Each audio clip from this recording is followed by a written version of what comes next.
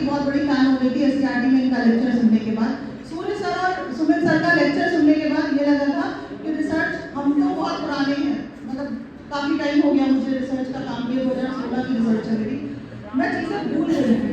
लेकिन इन लोगों के लेक्चर सुनने के बाद ना चीज़ें ऐसी रिवाइव हो गई कि सब कुछ याद आ गया कि हाँ, तो इन लोगों ने 1 या 1.5 घंटे के अंदर जो भी इनको कंटेंट दिया गया था उसको इतना बढ़िया और इतना इजी वे में प्रेजेंट किया था कि मेरा बस ये था कि जब ये वर्कशॉप हो तो ये लोग जरूर हो जाए, ताकि जितना मुझे फायदा हुआ था उतना फायदा आपको भी हो जाए।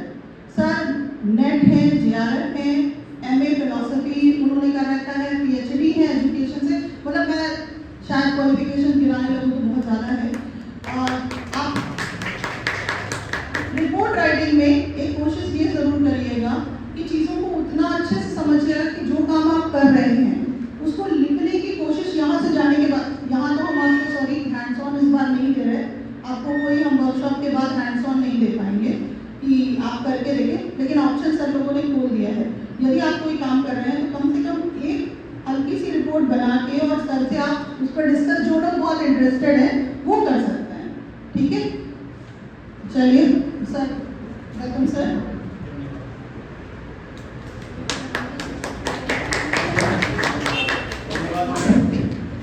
सभी लोगों तक मेरी आवाज आ रही है? ठीक है। लेक्चर शुरू करने से पहले एक निवेदन करना चाहूँगा कि कृपया करके मोबाइल 1 घंटे के लिए यूज ना करें, क्योंकि मैं देख रहा हूँ लेक्चर चल रहा है और लोग बात कर रहे हैं, ये थोड़ा सा बोलने वाले के लिए खराब महसूस होता है। मुझे लगता है मेरी बात में इतना वेटेज नहीं है कि आप उससे ज़्यादा वेटेज अपने फ़ोन को दे रहे हैं, तो कृपया करके उसकी स्क्रीन को उल्टा कर दें, मोबाइल से फ़ोटो ना लें। आपको ये पता होगा IT एक्ट 2000 के तहत अगर किसी की बगैर परमिशन के उसका वीडियो या फोटो लिया जाता है तो ये एक अपराध की श्रेणी में आता है। वो आपने हमसे पूछ लिया है, बाकी लोग फोटो नहीं लेंगे, नोट डाउन करेंगे। जो भी स्लाइड आपके सामने आ रही है, आपको कंटेंट की जरूरत है, आप नोट डाउन करेंगे। ईमेल एड्रेस लिख लीजिए, आपको अगर इस पीपीटी की जरूरत होगी तो ये भी आपको मैं पर्सनली भेज दूंगा, ठीक है। लेकिन इसका फोटो नहीं लेंगे। होता ये है, फोटो क्लिक करते हैं, उसके बाद आराम से हम कुर्सी पर बैठे होते हैं, गैलरी में ऑल सिलेक्ट करा, डिलीट मार दिया। इतनी मेहनत से बनाया हुआ मेरा कंटेंट 1 सेकंड में डिलीट अगर आप करेंगे तो मुझे पीड़ा होगी, इसलिए कृपया करके इसको नोट डाउन करें जैसा कि मैंने करा है, ठीक है। ये मेरा अपना रूल होता है क्लास का। आप लोग शिक्षक हैं तो इसको बहुत अच्छे से समझेंगे। रिसर्च रिपोर्ट राइटिंग की जो पीपीटी है उसमें हम इन मुख्य बिंदुओं पर बात करेंगे। पीपीटी हिंदी में मैंने जानबूझकर बनाई है क्योंकि हमारी इस समय की मातृभाषा हिंदी है। इस समय का मतलब यूपी में हम हिंदी और इंग्लिश 2 मीडियम में पढ़ाते हैं, ज़्यादातर प्राथमिक विद्यालय हिंदी माध्यम में चल रहे हैं, तो इसीलिए पीपीटी हिंदी में बनाई है।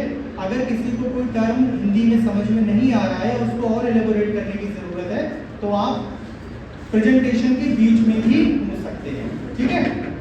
कुल मिलाकर हम इन बिंदुओं पर बात करेंगे। पहला, रिसर्च रिपोर्ट क्या है।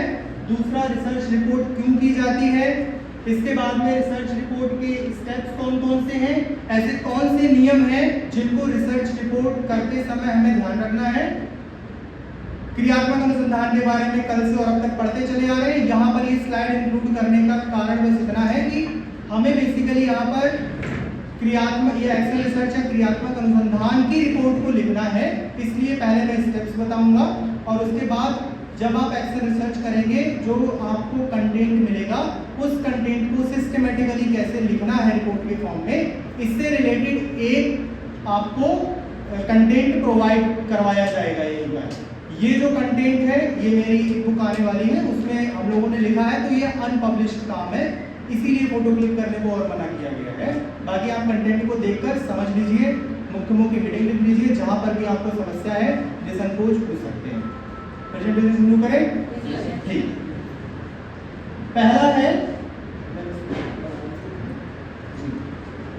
Research report. बेसिकली क्या होती है इसको एक बार आप लोग मेरी बातों से समझ लीजिए और फिर बीच वाला जो रेड कलर से लिखा है इसको एक बार पढ़ लीजिएगा। हम जब भी कोई रिसर्च करते हैं तो उस रिसर्च करने की पूरी प्रक्रिया को हम एक डॉक्यूमेंट के पैटर्न में लिखते हैं और ये डॉक्यूमेंट जो होता है वो सामान्य तरीके से लिखे जाने वाले कंटेंट से बिल्कुल अलग होता है। जैसे व्हाट्सएप पे किसी को मैसेज लिख रहे हैं, उसका पैटर्न, और हम किसी अधिकारी को कोई आवेदन पत्र दे रहे हैं उसका पैटर्न जिस तरीके से अलग अलग होता है, ठीक वैसे ही जो हम काम कर रहे हैं उसको अगर आपको रिसर्च रिपोर्ट के तौर पर लिखना है तो उसका एक फिक्स पैटर्न होता है। अलग अलग एसोसिएशन ने अलग अलग पैटर्न्स भी दिए हैं।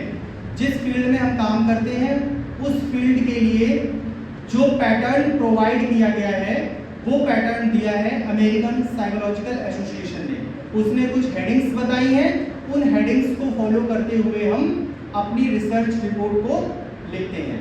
रिसर्च जो आप कर रहे हैं, एक्शन रिसर्च, उसमें जैसा कि कहा है फ्लेक्सिबिलिटी है, आप अलग अलग मुद्दों पर अलग अलग तरीके से शोध कार्य कर सकते हैं, लेकिन उस शोध कार्य को सभी लोग पढ़ें, उससे लाभ लें, इसके लिए आपको एक वैज्ञानिक पद्धति का अनुसरण करते हुए एक रिपोर्ट तैयार करनी होगी। इसका मतलब ये है जो काम हमने किया है फील्ड में जाकर, हमने जो पहले प्लानिंग करी उस प्लानिंग को एग्जीक्यूट करा, डेटा मिला, एनालिसिस करा, रिजल्ट हमारे सामने आए, अब उस पूरी प्रोसेस को डॉक्यूमेंट के फॉर्म में कंपाइल करना और जो एक बधा हुआ एक आउटकम हमारे हाथ में आ रहा है उसको हम रिसर्च रिपोर्ट कहते हैं।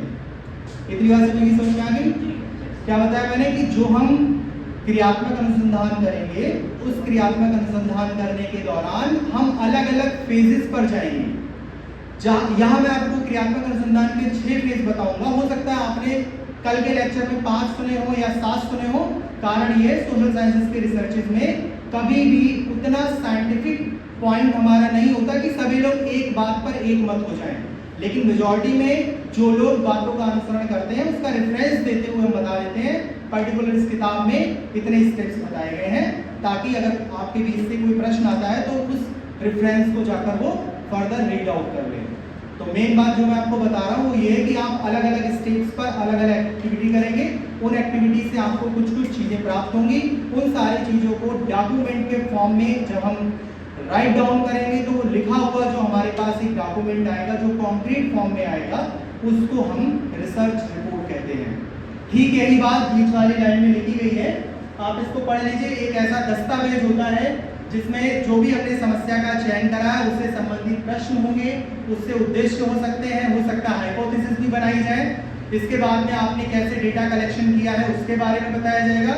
डेटा यानी आंकड़ों का, प्रदत्तों का, उसको समंक भी कहते हैं, उसका कैसे एनालिसिस किया है, उस पूरी प्रोसेस को बताकर आपकी फाइंडिंग्स क्या आई हैं, इन सारी चीज़ों को साइंटिफिक वे में लिखा जाएगा। मैं आपको फिर बता रहा हूँ, रिसर्च रिपोर्ट लेमैन की लैंग्वेज में नहीं लिखी जाती है, उसको एक साइंटिफिक अप्रोच के तहत लिखा जाता है। साइंटिफिक अप्रोच का मतलब होता है उसके एक फिक्स किए हुए स्टेप्स होते हैं और हर एक तरीके की रिसर्च रिपोर्ट को फिक्स करने वाले जो पॉइंट्स दिए जाते हैं वो उनकी अपनी एक कोई एसोसिएशन देती है।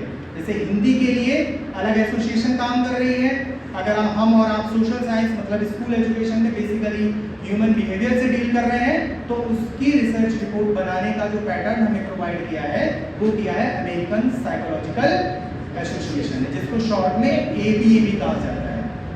ठीक है, आपके मन में कोई शंका या जिज्ञासा हो तो पूछ सकते हैं। ठीक, क्यों किया जाता है ये प्रश्न बहुत जरूरी है जानना कि जो हमने काम किया है उस काम को हम रिपोर्ट के तौर पर क्यों पब्लिश करें। पिछले लेक्चर में लगातार ये बात हो रही थी कि हम जो काम करेंगे वो लोगों तक कैसे पहुंचेंगे। क्या पता हम जो काम कर रहे हैं वो लोगों तक पहुंचते ही नहीं है, हमें मंच ही नहीं मिल रहा। रिसर्च रिपोर्ट बेसिकली आपको एक प्लेटफॉर्म प्रोवाइड करता है। आप रिपोर्ट बनाइए, उस रिपोर्ट को आप किसी जर्नल में या किसी बुक फॉर्म में पब्लिश करवाइए और उसके बाद लोगों तक उसकी पहुंच निर्धारित कीजिए, क्योंकि जो शोध कार्य आपने किया है अगर आप उसको लोगों तक नहीं बताएंगे तो फिर वो लोगों के बीच में नहीं जा पाएगा और हम शिकायत करते रहेंगे कि हमारी बात कोई सुन नहीं रहा है। आपकी हर बात सुनी जाएगी, प्लेटफॉर्म अच्छा होना चाहिए और ऑब्जेक्टिव सेंटर्ड होना चाहिए। क्या समस्याएं स्कूल में है उस पर डिस्कस कर सकते हैं, उसके कारणों पर अगर बहस करने लगे तो ये उसके लिए मुफीद प्लेटफॉर्म नहीं है। या हम ये सीखने आए हैं कि जो हमारे सामने समस्या आ रही है जिसको हम डिस्कस यहाँ कर रहे हैं उसके कारणों को खोजें और उसके बाद उसकी रिसर्च की एक रिपोर्ट बनाएं। उस रिसर्च रिपोर्ट को, चूँकि हम टीचर्स हैं, हमारा आधे से ज़्यादा समय विद्यालय और उससे जुड़ी हुई गतिविधियों में निकलता है, तो हमें हर एक व्यक्ति के पास तो जाके अपनी रिसर्च की फाइंडिंग्स बताएंगे नहीं, तो तो उसके लिए क्या करते हैं, एक रिसर्च रिपोर्ट बनाते हैं और उसको अलग अलग प्लेटफॉर्म पर पब्लिश करते हैं। ठीक है, पहला तो ये है कि क्यों लिखी जाती है रिसर्च रिपोर्ट। हम अपने अध्ययन जो हमने रिसर्च की है उसको ज्यादा से ज्यादा लोगों तक पहुंचा सके और वो उससे सीख सकें। जैसे अगर कोई बच्चा किसी सब्जेक्ट को सही से नहीं इंजॉय कर रहा है, नहीं पढ़ रहा है, तो उसके क्या प्रोबेबल रीजन हो सकते हैं। अगर आपने इस पर कोई स्टडी करी है और इसको आपने पब्लिश करवाया है तो इसके बाद वैसी समस्याएं फेस करने वाले दूसरे टीचर भी उसको यूज कर सकते हैं। आपको पता भी नहीं होगा कि किसने हमारी रिसर्च से लाभ लिया, और हमारे रिसर्च का यही सबसे बड़ा कंट्रीब्यूशन है कि वो दूसरे लोगों के काम में आए। रिसर्च कभी अपने लिए नहीं की जाती है, हमें तो वो सिर्फ डिग्री दे देती है, हमें नाम दे देती है। ओरिजिनल वर्क उसका ये है कि लोग उसको पढ़ें और उसको अपने लिए यूज करें। क्लियर। दूसरी बात, जो भी आपका डिसिप्लिन है, ज्ञानानुशासन है या विषय है, उसके कंटेंट को इनहेंस करता है।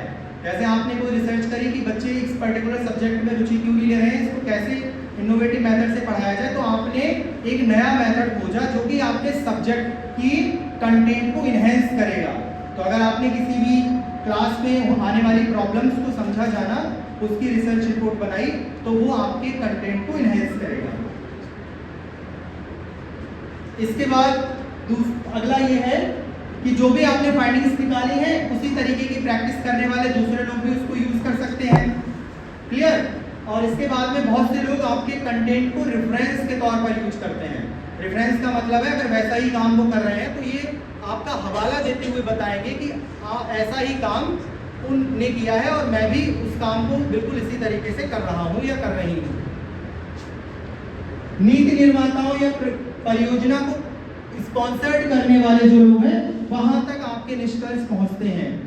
हो सकता है आपको वो इन्फॉर्म करें, हो सकता है आपको वो इन्फॉर्म ना करें। जैसे पिछली क्लास में बताया गया कि उन्होंने कुछ कंटेंट क्रिएट करा जिसको एज सच यूज कर लिया गया लेकिन क्रेडिट नहीं दिया गया।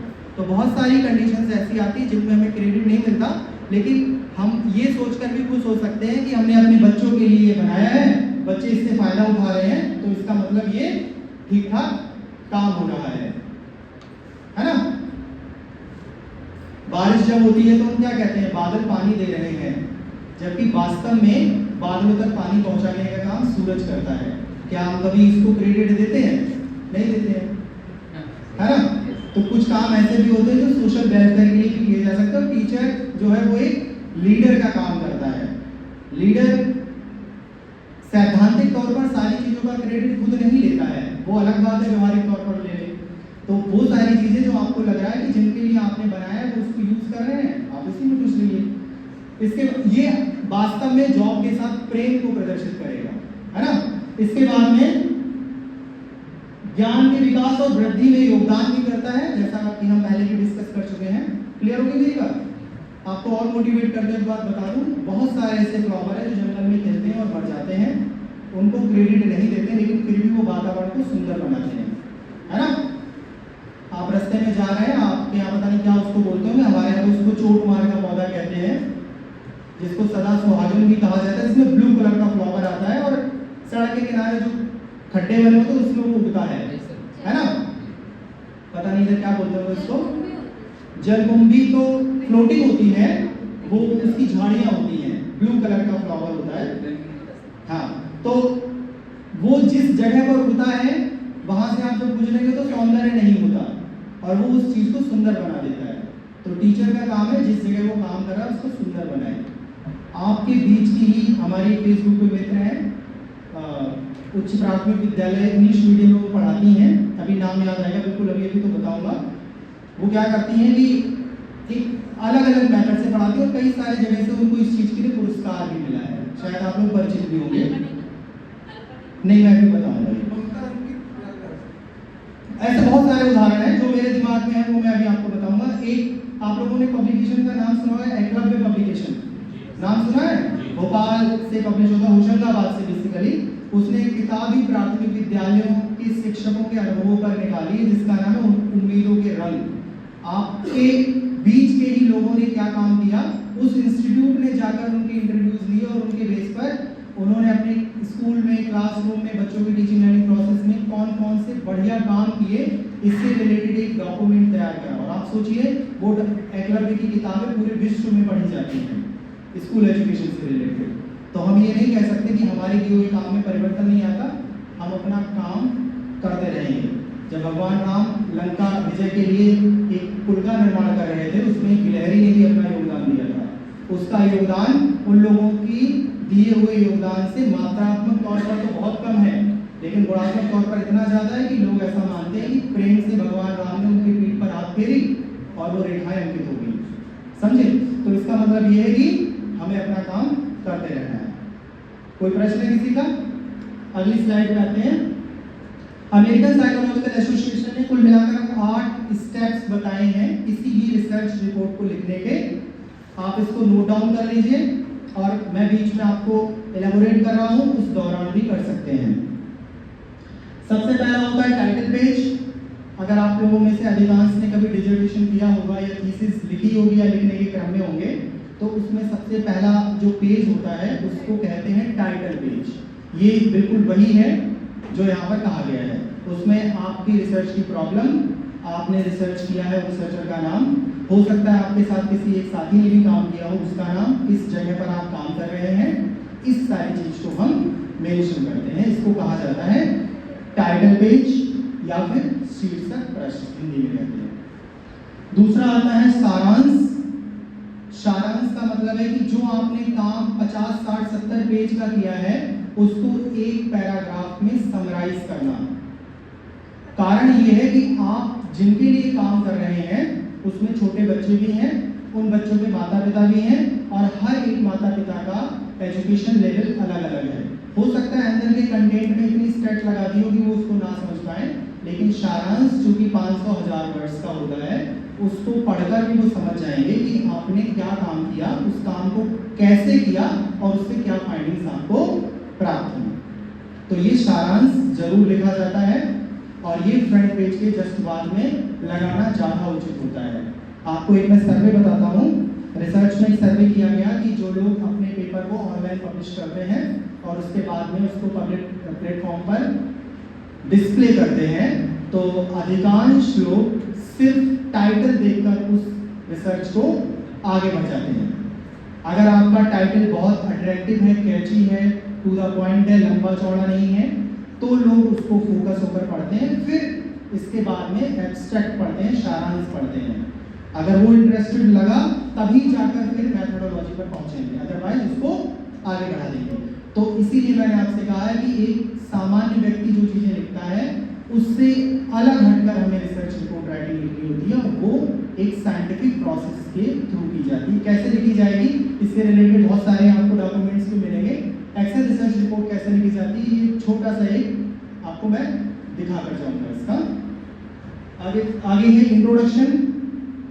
इंट्रोडक्शन का मतलब होता है कि जो भी आपने प्रॉब्लम ली है, जिन लोगों को उस प्रॉब्लम में इंक्लूड किया है, उनके बारे में थोड़ा थोड़ा सा बताना। जैसे एक उदाहरण के तौर पर जो मैं आपको दिखाने जा रहा हूँ ये है कि एक टीचर जो कि 9, 10 या 11 क्लास में पढ़ाती है या पढ़ाता है, वो बायोलॉजी पढ़ा रही है, और बायोलॉजी या साइंस एक ऐसा सब्जेक्ट है जो कि हैंड्स ऑन प्रैक्टिस ओरिएंटेड है। आज से अगर आप काम करेंगे तो ज़्यादा सीखेंगे।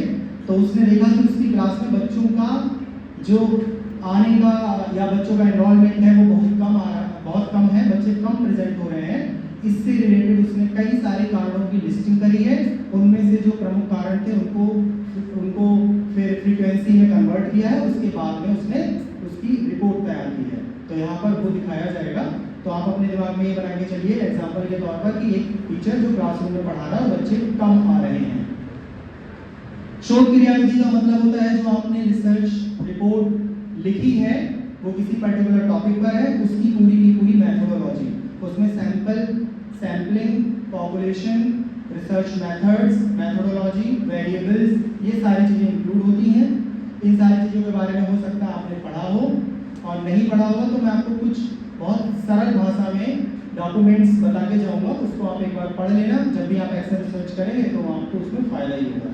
और किताबें पढ़ने से हमारा ज्ञान बढ़ता है, तो उस चीज़ को आप उसमें इंक्लूड भी कर सकते हैं, क्योंकि रेफरेंस देना बहुत जरूरी है, जो लास्ट में रेफरेंसेस में लिखा है। परिणाम मेथोडोलॉजी के बाद में चूंकि एपीए ने दिया है, इसलिए मैं बिल्कुल उसी पैटर्न में इसको बता रहा हूँ। हालांकि इसके अंदर अंदर और भी सारी चीज़ें इंक्लूड होती हैं, वो हम आगे बताएंगे। परिणाम का मतलब ये है आपने अपने फील्ड में जाकर लोगों से डेटा कलेक्ट कर लिया और उसके बाद उसको एनालिसिस करने के बाद जो रिजल्ट्स मिले हैं उसको यहाँ पर बताया जाएगा। उसके बाद उस परिणामों के क्या संभावित कारण हो सकते हैं, उन कारणों पर भी चर्चा करना बहुत जरूरी है और ये सेक्शन कहलाता है डिस्कशन। इसके बगैर कोई भी रिसर्च कंप्लीट नहीं होती। जैसा आपने कहा कि विद्यालय में बच्चे जो हैं या क्लासरूम में बायोलॉजी की क्लास पढ़ाते समय बच्चे कम आ रहे हैं, इसके ये कारण है, इतना बता के छुट्टी नहीं पा सकते। इन कारणों के संभावित उपचार क्या हो सकते हैं, कैसे इन कारणों से हम बच सकते हैं, निकल सकते हैं, इनका रेफरेंस देते हुए हमें डिस्कशन करना होता है और उसके बाद में रेफरेंस लिखना होता है। रेफरेंस का मतलब है ये सारा कंटेंट यू लिखते समय, समझते समय जिन जिन चीज़ों की, डॉक्यूमेंट्स की, किताबों की, रिसर्च पेपर की, थीसिस की आपको ज़रूरत पड़ी, अंदर आपने जिनको कोट किया है, उन सबको रेफरेंस में लिखना पड़ता है। अभी मैंने आपको बताया था ना कि ये पैटर्न एपीए का पैटर्न है, तो बीच में कुछ चीज़ें इसमें आपको ऐसा लगेगा मिसिंग हो गई हैं, वो अगले हम डिस्कस कर लेंगे। इसके बाद में अपेंडिक्स है। अपेंडिक्स का मतलब होता है वो सारे टूल्स, वो सारे लोगों के इंटरव्यू शेड्यूल या लोगों से बातचीत करने के दौरान के पिक्चर्स, इन सब चीज़ों को हम अपेंडिक्स या परिशिष्ट में इंक्लूड करते हैं, जो कि इस बात का प्रमाण देती है कि हमने रियल में जाकर लोगों से बातचीत की, ओरिजिनल डेटा लिया। किसी का कोई प्रश्न है?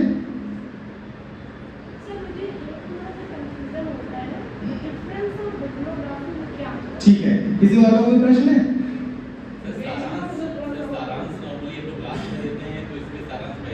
बिल्कुल। और किसी का कोई प्रश्न है?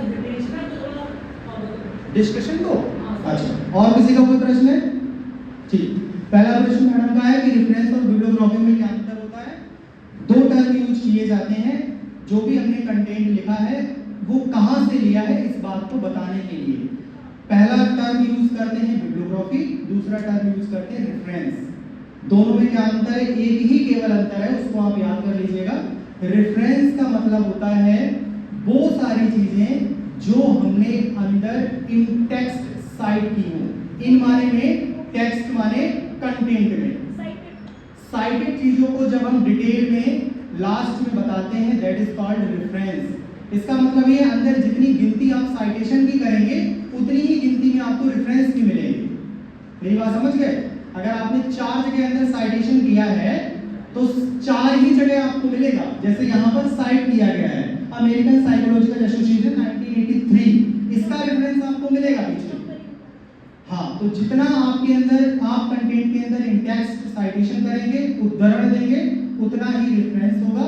बिब्लियोग्राफी का मतलब होता है कि ये सारा तो होगा ही होगा, वो सारा कंटेंट जो हम ये समझने के लिए पढ़े हुए हैं, हमने कहीं देखा है, कहीं बातों से सीखा है, वो भी इसके अंदर तो हम इंटेक्स्ट ना करें, लेकिन उसका भी हम लास्ट में जाकर एक ब्यौरा दे दें, तो उसको कंपाइल करके जो टर्म यूज किया जाता है उसको कहा जाता है बिब्लियोग्राफी।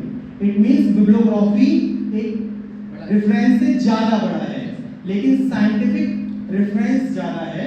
इसीलिए एपीए में अब बिब्लियोग्राफी टर्म को हटाकर सिर्फ रेफरेंस टर्म यूज किए जाते हैं। और आप ये बात याद रखना, अगर आप अपनी रिसर्च रिपोर्ट को कहीं पब्लिश होने भेजें तो गिन लीजिएगा अंदर जितनी जगह आपने साइटेशन किया है उतने रेफरेंस 100% होने चाहिए। बहुत सारे पब्लिकेशन पहली बार में आपका पेपर सिर्फ इसलिए रिजेक्ट कर देते हैं क्योंकि अंदर कंटेंट आपने इसके अनुसार उसके अनुसार तो लिख दिया, लेकिन ये नहीं पता वो कहाँ उस व्यक्ति ने कहा है, उसके लिए रेफरेंस लिखना जरूरी है। ठीक है, बहुत छोटा लिखा हुआ है, मैं आपको एलेबोरेट कर दूंगा। देखिए, अब जैसे तो कैसे बंद किया जाएगा, इसको बंद कर दीजिए क्योंकि ये ना, हाँ विवेचना का अभी बता, इसको बंद कर दीजिए, बहुत ही हो रहा है। विवेचना का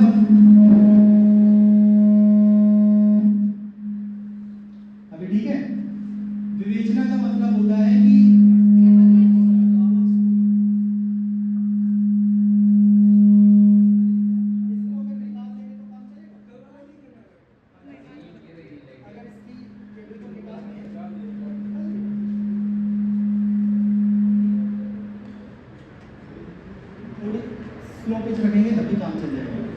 मैं ये बोल रहा था कि जो जिसकी हम बात कर रहे हैं विवेचना की या डिस्कशन की, उसका मतलब होता है कि आपकी जो फाइंडिंग्स आई हैं वो फाइंडिंग्स और ऐसे ही किए हुए कामों से कितना मैच कर रही हैं। अगर नहीं कर रही हैं तो क्यों नहीं कर रही हैं, या जो फाइंडिंग्स आई हैं उसके पॉसिबल या प्रोबेबल रीजन क्या हो सकते हैं, उसके परिणाम आगे जाकर क्या दिख सकते हैं। ये प्रोबेबिलिटी में किया जाने वाला काम है, हो भी सकता है नहीं भी हो सकता है। जैसे मैंने आपको एग्जांपल दिया, बच्चे जो है वो क्लासरूम में नहीं आ रहे हैं बायोलॉजी, और उसके बाद में टीचर ने उसके कारणों को खोजा, तो सिर्फ कारण बता देना रिसर्च नहीं है, कारण के जो होने वाले प्रभाव हो सकते हैं या उन कारणों के पीछे के दूसरे तथ्य हो सकते हैं, उन सब की भी लिस्टिंग करना, ये कहलाता है विवेचना। जी, एनालिसिस से थोड़ा आगे की चीज है। एनालिसिस का मतलब है जो आपने डेटा कलेक्ट किया उसके बेस पर बता दिया ये कारण है, इन कारणों के पीछे छुपे हुए कौन से तथ्य हैं उनको उजागर करना और बताना, ये विवेचना कहलाती है। देखिए, जैसा कि मैडम ने कहा था कि इसमें मुझे रिव्यू ऑफ रिलेटेड लिटरेचर नहीं दिख रहा है, तो मैंने आपको बताया कि सोशल साइंसेज में जो रिसर्चेस की जाती है उनकी हर एक तरीके से मेथोडोलॉजी भी अलग होती है, और जो लोग उसको रिपोर्ट राइटिंग के फॉर्म में डिस्क्राइब करने की कोशिश करते हैं उनके भी अपने अपने व्यूज होते हैं।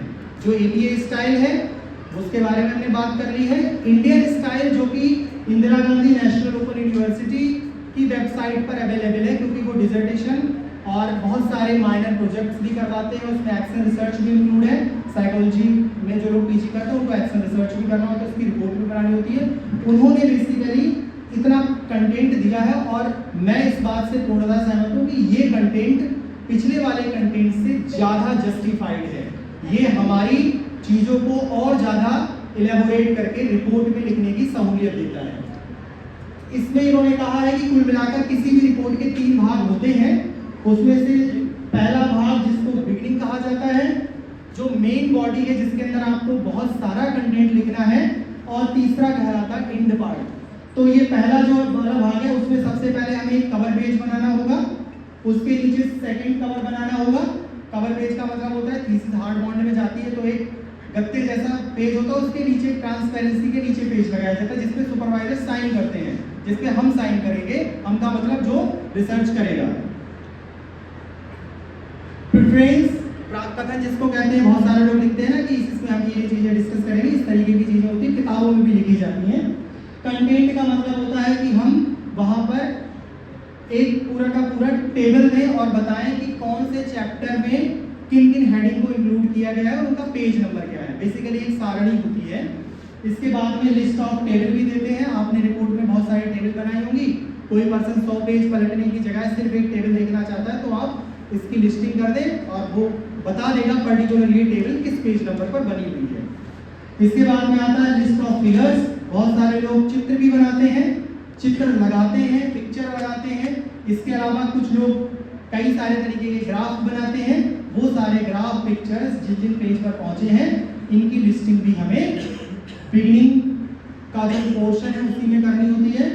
दूसरा जो पार्ट है जिसको मेन बॉडी कहते हैं, इसमें introduction, review literature, design of the study, analysis and interpretation of data, main findings क्या आई हैं, और इसके बाद में समरी। जैसा इन्होंने कहा है समरी हम बाद में लिखते हैं, यहाँ पर पहले क्यों लिखा गया, क्योंकि वो एक पर्टिकुलर पर्सन या पर्टिकुलर एजेंसी के ने दिया है पैटर्न, उसमें हम चेंजेस नहीं कर सकते हैं। तो जहाँ पर उन्होंने जैसा बताया हमने उसको बिल्कुल वैसा का वैसा ही लिख दिया है। कुछ इसके पीछे फैक्ट होंगे कोई फैक्ट उनके, अब उन फैक्ट के चक्कर में पड़ेंगे तो 1.5 घंटा उन फैक्ट की खोज करने में निकल जाएगा।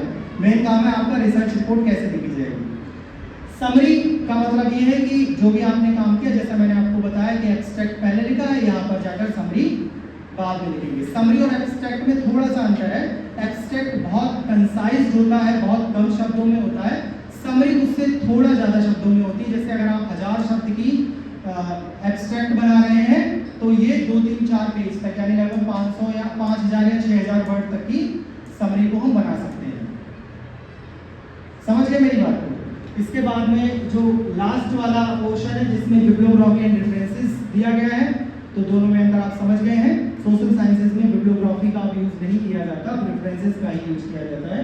और लास्ट में अपेंडिक्स का मतलब वही मैंने आपको बताया, रिसर्च के दौरान जो भी आपने पिक्चर्स लिए हैं, जो भी आपने टूल यूज़ किया है, जिन जिन लोगों से आपने जाके परमिशन ली है, उस परमिशन के बदले में उन्होंने आपको एप्रिशिएशन लेटर दिया है, वो सारी चीज़ें हमें यहाँ पर इंक्लूड करनी होती हैं। इस पूरे सेक्शन को कहा जाता है अपेंडिक्स। अब आपके मन में इतने कंटेंट से रिलेटेड, इससे रिलेटेड आपके मन में कोई प्रश्न है तो पूछ सकते हैं। देखो मैं बताता हूँ, इसका एक तरीका ये है कि आप इन दोनों में से कोई भी चीज को फॉलो कर सकते हैं। आपको बस ये पहले बताना पड़ेगा कि आपने रिसर्च रिपोर्ट के दौरान किस पैटर्न को फॉलो किया है। अगर आप एपीए से करना चाहते हैं तो आप समरी पहले लिखें, और अगर आप जो हमारा इंडियन कल्चर फॉलो कर रहा है इसको लिखना चाहते हैं, या इंडियन एकेडमिशियन करते हैं इसको लिखेंगे, तो आप इसका रेफरेंस दे दें। रिसर्च में सारी चीजें रेफरेंस पर बेस्ड होती हैं, एविडेंस पे, जिसको रेफरेंस कहते हैं। तो मान लीजिए आप ये पैटर्न यूज करना चाहते हैं, तो आप नीचे जो मैंने ये नीली लाइन दी है, इसमें वो पूरा कंटेंट है, आप उसका रेफरेंस देते हो कि इस पर्टिकुलर डॉक्यूमेंट को ध्यान में रखते हुए मैंने अपनी रिसर्च रिपोर्ट बनाई है। मैं आपको बता दूं, सोशल साइंसेज में कभी भी कुछ भी पूरा सही और कुछ भी पूरा गलत नहीं होता है। ये सही है, वो भी सही है, दोनों के पीछे के लॉजिक है। डिटेल में रिपोर्ट पढ़ेंगे तो चीजें समझ में आएंगी। आप कौन सा फॉलो कर रहे हैं, बस उसको जस्टिफाई करना होता है। इंट्रोडक्शन में कर देते हैं, नहीं तो जहां पर हम प्रेफरेंस लिखते हैं ना, उसमें हम बता देते हैं कि इस पर्टिकुलर डॉक्यूमेंट के बिहाफ पर हमने इस रिपोर्ट को बनाया है। एक और एग्जांपल आपको बताता हूँ, आपका अगर इंटरेस्ट होगा रिसर्च में तो अलग अलग अगर आप जर्नल पढ़ेंगे तो एक ही थीम पर लिखे हुए पेपर अलग अलग जर्नल में अलग अलग सेक्शंस के अकॉर्डिंग पब्लिश हुए होंगे। तो इसका मतलब एक जर्नल दूसरे जर्नल से गलत थोड़ी है, बस ये है कि उन्होंने अपना पैटर्न बनाया हुआ है। क्लियर? हाँ, असल में बिल्कुल ठीक बात है। असल में क्या करा है, मैंने इसको रेफरेंस में भी दिया है, यहाँ देकर आपको ये समझाया है कि कुछ लोग पहले इसको फुटनोट के तौर पर यूज करते थे। चूंकि अब एपीए ने इसको मना कर दिया है, तो आप यहाँ पर ना लिखकर सीधे लास्ट में इसका रेफरेंस दे सकते हैं। यहाँ लिखने का पर्पस में इतना था कि आपको ये भी बता पाऊँ कि कुछ चीजें फुटनोट के तौर पर भी प्रचलन में थी। ना सिर्फ ये, बल्कि फुटनोट में क्या करते थे, कोई भी वर्ड अगर है कॉम्प्लिकेटेड, उसको अगर एक्सप्लेन करना है तो वो भी फुटनोट में एक्सप्लेन किया जाता था, जो कि अब लगभग बंद हो गया है। क्लियर होगी बात? किसी के उनमें कोई शंका है? प्रीफेस का मतलब होता है कि जो भी आप चीजें लिखने जा रहे हैं उसके लिए आपने कौन सा पैटर्न फॉलो किया है, उसमें आपको किन किन लोगों की जरूरत पड़ी, धन्यवाद वगैरह देते हैं ना हम एक्नॉलेजमेंट में, कहाँ से आपने प्रिंट करवाया मटेरियल, किन लोगों ने आपको मोरल सपोर्ट करा। जैसे आपने कुछ लोगों की थीसिस लिखी होगी, उसमें वो अपने बच्चों को भी एक्नॉलेज करते हैं कि, या वाइफ को एक्नॉलेज करते हैं कि मेरी पत्नी ने बच्चे और घर संभालने में मेरी सहायता करी ताकि मैं इस काम को कर पाया। हरिवंश राय बच्चन का नाम आपने सभी सुना होगा। उन्होंने अपने पूरे जीवन गाथा को 4 चैप्टर में लिखा है, जिसमें तीसरा चैप्टर है बसेरे से दूर, जिसमें वो पीएचडी करने जाते हैं कैम्ब्रिज यूनिवर्सिटी में, और उसके बाद में वो जब वापस आते हैं तो उस किताब को शक्ल देते हैं कि उन्होंने कैसे वहाँ अपना समय काटा। तो वो बार बार इस बात का जिक्र करते हैं कि मेरी पत्नी ने मुझे जितना सपोर्ट करा है, अगर वो सपोर्ट ना करती तो शायद मैं पीएचडी नहीं कर पाता। वो बताते हैं कि जैसे ही वो स्टेशन पर उतरे और वो अपनी पत्नी को बिल्कुल गहनों से भरा हुआ छोड़कर गए, लेकिन जब वापस में आया तो उन्होंने देखा कि उनकी पत्नी फूलों के बने हुए डुप्लीकेट गहने पहने हैं। तो उन्होंने इसको लिखा है कि तब मुझे एहसास हुआ कि मैं हर महीने जो डिमांड करता था कि मुझे इतने पैसे भेज दो, मुझे ज़रूरत है, तो मेरी पत्नी ने मुझे कितना सपोर्ट किया है। इसका मतलब ये है कि वो सारे लोग जो आपको मोरल इकोनॉमिकल सपोर्ट कर रहे हैं, उन सब लोगों का जिक्र भी इसमें किया जाता है। अगर आप एक्नॉलेजमेंट सेक्शन बनाना चाहते हैं तो उसको एक अलग सेक्शन बनाकर भी लिख सकते हैं। किसी के मन में और कोई सवाल है? ठीक, देखिए जो बीच बीच में रेड कलर से लिखा है, ऊपर जो नाम दिए गए हैं, इसको कहा जाता है इन टेक्स्ट साइटेशन। लास्ट में जब आप देखेंगे तो जितना अंदर कंटेंट लिखा गया उतने ही अंदर उधर रेफरेंस दिए गए। जी थोड़ा तेज बोलिए। हाँ, ये एपीए स्टाइल में है। मैंने आपको बताया कि सोशल साइंसेस के जो रिसर्च होते हैं, एजुकेशन या human behaviour, psychology, sociology, social work, political science, anthropology, ये सारे के सारे एपीए स्टाइल को फॉलो करते हैं। ऐसा कोई भी विज्ञान जो मानव व्यवहार से जुड़ा हुआ होता है वो सारा का सारा एपीए डील करता है। जितनी भाषाएं हैं उनको एमएलए डील करता है, मल्टी लैंग्वेज एसोसिएशन। ठीक है, इसके बाद तो बहुत सारी यूनिवर्सिटी भी उन्होंने अपने अलग अलग पैटर्न भी बनाए, जैसे हार्वर्ड यूनिवर्सिटी ने बनाया है, शिकागो यूनिवर्सिटी ने बनाया है, तो उसको शिकागो स्टाइल करते हैं, एक को हार्वर्ड स्टाइल कहते हैं। तो वो अलग अलग पैटर्न पर लोगों ने एपीए स्टाइल बनाए, सॉरी रिफरेंसिंग स्टाइल बनाए हैं। एनसीईआरटी का अपना एक अलग रिफरेंसिंग स्टाइल है। अगर आप पेपर उनको भेजेंगे तो उनके पुराने पेपर को आपको पढ़ना पड़ेगा और उसी पैटर्न में आपको रेफरेंस नोट करने पड़ेंगे, नहीं तो वो आपका पेपर वापस भेजेंगे और कहेंगे इसको फिर से रिवाइज करो। ठीक है, कोई किसी की जिज्ञासा? एपीए का हाँ होता है। एपीए 7th एडिशन में कुल मिलाकर 704 पेज दिए गए डॉक्यूमेंट में। किसी का मन अगर पढ़ने का हो तो मुझे मेल कर दीजिएगा, मैं आपको प्रोवाइड कर दूंगा। बस क्षमता ये रखनी है कि 704 पेज डाइजेस्ट करने हैं। ठीक है, उसमें आपको ये भी बता दिया जाएगा कि रास्ते में आप गुजर रहे हैं, आपको छोटा सा एक पर्चा पड़ा मिल गया जिसपे किसी का नाम, किसी के पब्लिकेशन का नाम नहीं है, बावजूद इसके आपको लग रहा है तो आपके रिसर्च में कंट्रीब्यूशन देगा, तो आप उसका भी रेफरेंसिंग कर सकते हैं। आप रास्ते में जा रहे हैं, पंफलेट दिख गया, पंफलेट को अगर आपको रिसर्च में यूज करना है आप उसका भी रेफरेंस कर दे सकते हैं। मैं आपसे जो डायलॉग कर रहा हूँ इस समय, अगर आपको लग रहा है इनकी ये चीज़ें भी काम में आ सकती हैं तो इस लेक्चर का भी रेफरेंस दे सकते हैं। ये तब समझ में आएगा जब हम वो 704 पेज का डॉक्यूमेंट पढ़ पाएंगे। हाँ हाँ बिल्कुल, जो जिज्ञासु लोग हैं वो मुझे मेल जरूर करें। आपके कंट्री आप जो भी डिमांड करेंगे मेरे पास होगा, मैं अवेलेबल जरूर करवाऊंगा। उसमें देर सवेर जरूर हो सकती है, लेकिन ईमेल का जवाब आपको जरूर मिलेगा। क्लियर? आगे देखिए, ये कुछ नियम हैं, इन नियमों को समझ लीजिए। मैं आपको डिस्क्लेमर ये दे रहा हूँ कि नियम सार्वभौमिक नियम नहीं है, पहली बात, क्योंकि सोशल साइंसेज में कुछ भी सार्वभौमिक नहीं होता। साइंस में होता है, साइंस में जल का सूत्र H2O है, वो यहाँ पे भी वही पढ़ाया जाएगा। अगर आप दूसरे देश में जाएंगे वहाँ पे भी पढ़ाया जाएगा, लेकिन सोशल साइंसेज से रिलेटेड चीजें हर जगह बदलती जाएंगी। सोसाइटी समय के साथ भी बदलती है। आज से 10 साल पहले हमारे मूल्य कुछ और थे, आज और आज से आने वाले 10 साल के बाद हमारे मूल्यों में काफ़ी परिवर्तन होगा।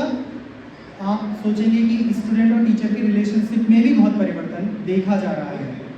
हाल फिलहाल के दिनों में हमारे एक साथी हैं जो PhD सुपरवाइजर अलॉट हुए, तो ऐसे ही कुछ डॉक्यूमेंट बच्चों को प्रोवाइड करवाए गए। तो उनसे एक बच्चे ने फ़ोन करके पूछा, सर आपके अंदर अगर सीटें हो तो मैं आपके अंदर रिसर्च करना चाहता हूँ। तो उन्होंने कहा कि नहीं बेटा, एक बार डिपार्टमेंट आओ तब बातचीत करेंगे। तो उसका रिप्लाई सुनिए और आपको हंसी होगा, अरे यार डिपार्टमेंट आना पड़ेगा। आप सोचिए प्रोफेसर से कोई बच्चा जो उसका टीचर बनने जा रहा है उसको बोला अरे यार डिपार्टमेंट आना पड़ेगा। ये मूल्य हमारी संस्कृति में नहीं थे। ये सारी की सारी चीज़ें कहाँ से आई हैं, ये एक बहुत विचारणीय प्रश्न है। ठीक है ना? तो इसीलिए मैंने आपसे कहा है कि कल्चर या उससे जुड़ी हुई चीज़ें, सोसाइटी से जुड़ी हुई चीज़ें, और चूंकि बार बार मैं आपको बता रहा हूँ सोशल साइंसेज है, यहाँ समय के साथ चीज़ें बदलती हैं। आज से 5-10 साल पहले बिब्लियोग्राफी प्रचलन में था, अब उसको हटाकर बाहर फेंक दिया गया। पहले के टॉपिक आप PhD के पढ़ेंगे उसमें लिखा होगा स्टडी ऑफ, अब तो स्टडी वर्ड भी हटा दो, उसको हटाओ, सीधे सीधे टॉपिक पर बात करो। Effectiveness of this on this, खत्म बात। इतना नहीं लिखना study of effectiveness of this on this in the special reference to, ये सब अंदर लिखने वाली चीजें हैं। आप तो टॉपिक को इतना कैची, इतना छोटा बनाओ कि लोग उसकी ओर अट्रैक्ट हो। क्लियर? ये जो लोग एजुकेशन में मास्टर्स कर रहे होंगे उनको पता होगा, रिसर्च मेथोडोलॉजी की हमारे हिंदी मीडियम में बहुत पॉपुलर किताब है जिसको लिखने वाले हैं अरुण कुमार सिंह। पटना कॉलेज में वो साइकोलॉजी के प्रोफेसर रहे हैं, हेड एंड डीन भी रहे हैं। मोतीलाल बनारसी दास ने किताब को पब्लिश किया है, मूल्य होगा 252-53 रुपया, चाहे तो परचेज कर लेना। ये सारा जो नियम कायदे कानून बताए गए हैं ये उन्होंने अपनी किताब में सुझाए हैं।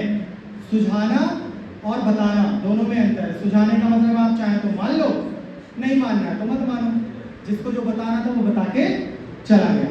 तो ये कुछ नियम हैं जिनको आपको पहले सुन लेना है। एक एक नियम को सुनिए, अगर आपके मन में कोई प्रश्न आ रहा है तो पूछिए। पहला नियम वो ये कहते हैं कि जब भी रिसर्च रिपोर्ट लिखी जाए वो हमेशा भूतकाल में लिखी जाए। क्यों लिखी जाए? क्योंकि वो काम हम ऑलरेडी कर चुके हैं। जो काम हम कर चुके हैं उसको कभी भी कर रहा हूँ या करूँगा के फॉर्म में नहीं। शोधार्थी इस फील्ड में गया, उसने 10 लोगों से बात की, डेटा का कलेक्शन किया, या शोधार्थी जब लोगों से बातचीत की प्रक्रिया में था तो उसने ये चीजें पाई। इसका मतलब जो भी सेंटेंस आप रिसर्च रिपोर्ट में लिखेंगे वो सारे past oriented, past tense oriented होंगे, कुछ चीजों को छोड़कर। जैसे अगर आपको टेबल डिस्क्राइब कर रहे हैं तो टेबल वहां सामने रखी हुई चीज है, उसको आप नीचे एक्सप्लेन कर रहे हैं, वो प्रेजेंट टेंस में होगी। जैसे उपरोक्त सारणी को देखने पर ज्ञात होता है कि इतने प्रतिशत मेल है, इतने प्रतिशत फीमेल है। वहां पर ये नहीं कहेंगे इतने प्रतिशत मेल थे, इतने प्रतिशत फीमेल थी, ऐसा नहीं कहेंगे। यहाँ पर बोलेंगे कि इतने प्रतिशत पुरुष और इतने प्रतिशत महिलाएं हैं।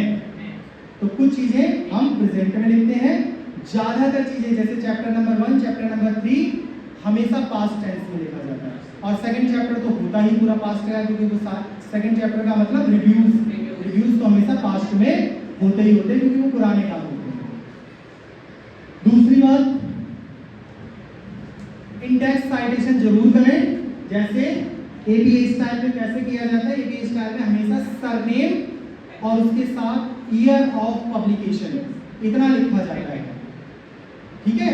7th एडिशन की बात कर रहा हूँ, 6th एडिशन में पेज नंबर भी लिखना होता था, 7th में का पेज नंबर की जरूरत नहीं है, जब तक कि बहुत ज्यादा जरूरी ना हो। जैसे किसी की आप परिभाषा कोट कर रहे हो, किस टेक्स्ट में कहा गया, जैसे जो लोग गीता, उपनिषद इनमें काम करते हैं तो उनको वर्ष नंबर लिखना होता है ना, तो पेज नंबर भी लिख सकते हैं, वर्ष नंबर लिख सकते हैं, ऐसे कोट किया जाता है। अगर आप कोई रिसर्च पेपर से कंटेंट ले रहे हैं, कोई बुक से ले रहे हैं, तो आप उसका सरनेम लिखें, कॉमा लगाएं और उसके बाद ईयर ऑफ पब्लिकेशन लिखें। जैसे मेरा कोई आप रिसर्च पेपर इंक्लूड करना चाहें तो Gangwar, comma, year of the publication. इसको फिर हमें डिटेल में बताना पड़ेगा, इनका पूरा नाम क्या है, किस ईयर में, किस टाइटल से, किस जर्नल में, जर्नल का issue number, volume number, page कहां से कहां तक पहुंचा, इस सब के बारे में हमें डिटेल में रेफरेंस में बताना होता है। यहाँ पर सिर्फ हमें इंडेक्स साइटेशन देते हैं, जिसको हम हिंदी में उत्तरण कहते हैं। क्लियर? जैसे हिंदी और अंग्रेजी दोनों में लिख के बता दिया है। अगर दो लोग हैं तो एवं लगा लें, और अगर इंग्लिश में लिख रहे हैं तो एंड, एंड लिख सकते हैं, या एंड का सिंबल भी होता है तो उसको भी यूज कर सकते हैं, ठीक है। एब्रीविएशन देना बहुत जरूरी है, इनका एक्सटेंड फॉर्म पहले ही दे दिया जाता है। जैसे एलयू वर्ड आप यूज कर रहे हैं, एलयू का मतलब लखनऊ यूनिवर्सिटी है, इसको आप पहले पेज पे ही बता देंगे। एपीए हर जगह आप अमेरिकन साइकोलॉजिकल एसोसिएशन लिखेंगे तो जब इसकी प्लेगरिज्म चेक करी जाएगी तो हाई प्लेगरिज्म आएगी, इसीलिए पहली बार बता दो एपीए का मतलब अमेरिकन साइकोलॉजिकल एसोसिएशन।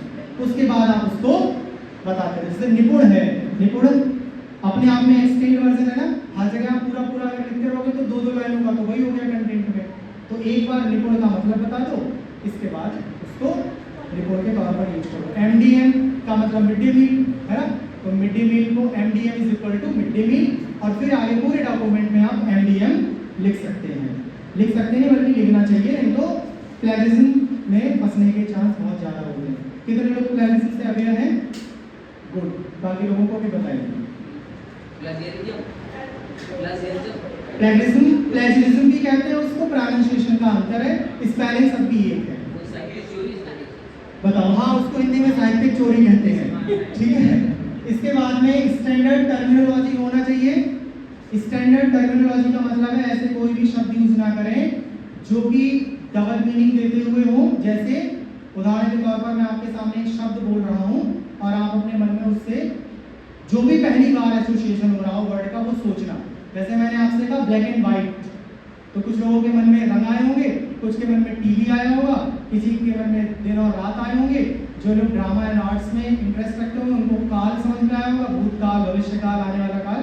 लेकिन वास्तव में मेरा पर्पज इसमें रेस को लेकर था, जो काले और गोरे, श्वेत और श्याम लोग होते हैं उससे था। तो आप लोग क्या समझे, मैंने क्या कहा, इसमें कहीं ना कहीं कंट्राडिक्शन हो रहा है, तो इसलिए यहाँ पर वो टर्म यूज करने चाहिए जो साइंटिफिक प्रूवन हो। अगर आपने black and white term use करा तो ब्रैकेट में उसको बताओ कि ब्लैक एंड व्हाइट का मतलब होता है नस्ल, रेस के फॉर्म में। क्लियर? हाँ या नहीं? वो टर्मिनोलॉजी यूज करो जो कि साइंटिफिक हो। जैसे बहुत सारी किताबों में क्या, बहुत सारे लोग टीचर्स टीचरों बोलते हैं, टीचरों को हिंदी में टर्म है आप में से भी अधिकांश लोग बोलते होंगे या सुनते होंगे। फ्रेंडों, बुकों, ये मानक शब्द नहीं है। टीचर्स, टीचर है तो टीचर्स करो, शिक्षक है तो शिक्षकों करो।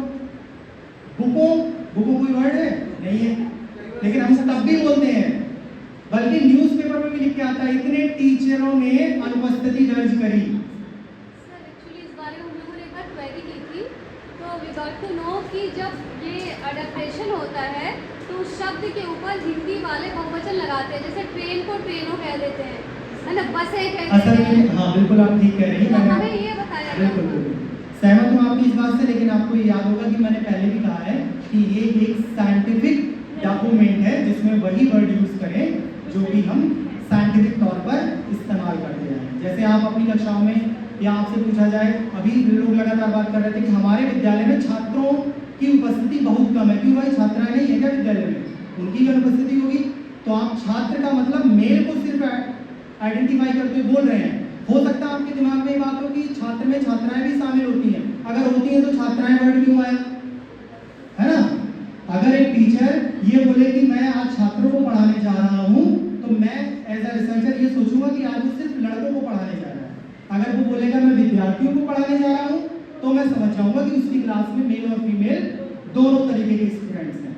तो जब तक जेंडर स्पेसिफिक बात ना करी जाए, तब तक जेंडर न्यूट्रल टर्म यूज करो। हम लोग बच्चों साइकोलॉजी में किया जाता है, एजुकेशन में बच्चा वर्ड यूज नहीं करते, वहाँ पे विद्यार्थी करते हैं, शिक्षार्थी करते हैं। इस बात का ध्यान रखना। जो साइकोलॉजी होती है वो बच्चा बच्चा वर्ड यूज करती है, चाइल्ड। हम लोग चाइल्ड नहीं करते। हमने पहले चाइल्ड सेंटर्ड एजुकेशन की कल्पना की, लेकिन जब हमें पता लगा कि चाइल्ड वर्ड ज़्यादा सही नहीं है साइंटिफिक तौर पर, अब हम आ गए लर्नर सेंटर्ड एजुकेशन पे, क्योंकि हमें पता लग गया है कि भाई चाइल्ड से ज़्यादा अच्छा मीनिंग लर्नर वर्ड दे रहा है, तो हम क्यों ना उसको यूज करें। समझे मेरी बात को? चेयरपर्सन बोलते हैं ना, चेयरपर्सन इसलिए बोला जाता है क्योंकि पहले हम चेयरमैन बोलते थे। तो महिला भी तो हो सकती है, वो सीट है, उसकी पहचान मेल या फीमेल से नहीं हो रही है, उसकी पहचान किससे हो रही है? सीट से हो रही है। प्राचार्य, हिंदी में प्राचार्य वर्ड कहीं पर भी आपको डिक्शनरी में नहीं मिलेगा, क्योंकि प्रिंसिपल का हिंदी ट्रांसलेशन प्राचार्य है, जो कि जेंडर न्यूट्रल वर्ड है, जब तक कि उसको फीमेल ओरिएंटेड ना किया जाए। समझे? पद जो होता है वो कभी भी जेंडर से आइडेंटिफाई नहीं होता। अगर जेंडर से आइडेंटिफाई होता तो हम निश्चित पद बना देते कि ये वाला सिर्फ मेल के लिए, ये वाला सिर्फ फीमेल के लिए। ऐसा हमारी सोसाइटी में नहीं है, तो वर्ड्स भी हमें चुन चुन के रखने पड़ेंगे, और इसको कहा जाता है स्टैंडर्ड टर्मिनोलॉजी। आपके मन में कोई सवाल है? भाषा विज्ञानी यही काम कर रहे हैं, लिंग्विस्टिक्स वाले, कि वो सारे शब्द लेके आ रहे हैं जो कि जेंडर न्यूट्रल हों, जिसमें किसी जाति, धर्म, लिंग, संप्रदाय का कोई बोध ना हो रहा हो। और एक शिक्षक होने के नाते ये हमारी नैतिक जिम्मेदारी भी बनती है ना? जैसे बहुत सारे टीचर्स आपको यूज करते हुए शब्द मिलेंगे, चाहे आपस में मिले। आज वो वाला लड़का नहीं आया जिसकी हाइट बहुत कम है, मोटा सा लड़का आज नहीं दिख रहा है, आपको पता है ये बॉडी शेमिंग है। उसकी हाइट कम रह जाना, उसके जो फैमिली बैकग्राउंड है, उसका जो खान पान है, उसकी परिस्थितियाँ उसके अनुसार हुआ है। आप उसकी पहचान उसकी लंबाई से कर रहे हैं, तो ये आपकी कमी है कि आप क्लासरूम में उसका नाम भी नहीं याद कर पाए। और आपने जब बीएड में पढ़ा होगा तो आपने देखा होगा, चाहे 100 का बैच क्यों ना हो, टीचर हर बच्चे को उसके नाम से जानता है, नाम से बुलाता है हमेशा। ये हम इस पर खुश होते हैं कि हमें हमारी क्लास के हर बच्चे का नाम पता होता है। तो ये टीचर का दायित्व है कि जिससे वो संवाद कर रहा है, जिसकी छाप उस पर पड़ने वाली है, उसका नाम तो एटलीस्ट पता ही होना चाहिए। ठीक है ना? तो मुझे उम्मीद है कि आप सभी लोग जागरूक हैं, तो बच्चों को उनके नाम से ही बुलाएंगे। ए लड़की इधर आ, पीली फ्रॉक डालेगी, ऐसे ऐसे टर्म्स बहुत गंदे हैं। एप्रिसिएशन इसके लिए जिन लोगों के व्यवहार में ऐसा है, तो कृपया उसको सुधारें। आपका साथी कोई ऐसा व्यवहार कर रहा है तो उसको भी बताएं। ठीक है ना? अगला देखिए, 0 से 9 नंबर तक के जो डिजिट हम अपनी रिसर्च में यूज करते हैं, अगर वो टेबल या फ्रैक्शन में ना हो तो उनको शब्दों में करें। जैसे मैं 7 दिन विद्यालय जाता हूं, तो 07 की जगह सा और तक 7 लिखें। कारण ये है कि कभी कभी जो डिजिट्स होते हैं उसमें गलतियां होने के, जहाँ पे सिंगल डिजिट होती है, ज़्यादा चांसेस होते हैं। और मैं आपको अपना पर्सनल एक्सपीरियंस बता रहा हूँ, टेबल एक रिसर्च पेपर में 7 ही होंगी, कभी कभी टेबल नंबर भी गड़बड़ हो जाता है सिर्फ नंबर लेने के चक्कर में, क्योंकि नंबर हम ज़्यादातर कॉपी पेस्ट करते हैं।